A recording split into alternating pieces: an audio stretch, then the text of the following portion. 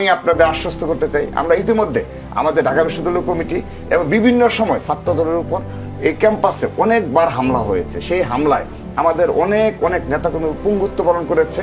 তা সেই সকল সুনির্দিষ্টভাবে আমরা কোনো একজন সময় নিয়ে করছি, আমরা কোনো অজ্ঞাত দিয়ে শত শত ছাত্রলীগের নেতাকর্মীদের মামলা করব না। আমরা ইতিমধ্যে যাদের ডকুমেন্টস পেয়েছি, ফুটেজ পেয়েছি, তাদের নামে আমরা 2 থেকে 3 দিনের মধ্যে আনুষ্ঠানিকভাবে মামলা করব। সেহেতু ছাত্র দলের পক্ষ থেকে আমরা এইভাবে স্টেপ নিচ্ছি যেন সাধারণ শিক্ষার্থীরা বুঝতে যেন পারে অতীতের যে গায়েবী মামলা দেওয়া হতো, আমাদের হাজার হাজার গায়েবী মামলা, আমরা সে ধরনের কোনো মামলা দেব না। ছাত্রলীগের যে সকল সন্ত্রাসীরা, পদদারী সন্ত্রাসীরা এবং নারী নেত্রী ছিল, তারাও আমাদের নেতাদের মধ্যে পিটিয়েছে, তাদের সুনির্দিষ্টভাবে তাদের নামে আমরা মামলা দেব।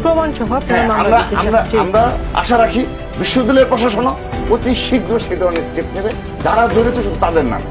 এটি যেন অবশ্যই যেন না হয়, তা না হলে এই ধরনের তোফাজ্জলের মতো ঘটনা কিন্তু আরো আমাদের সামনে।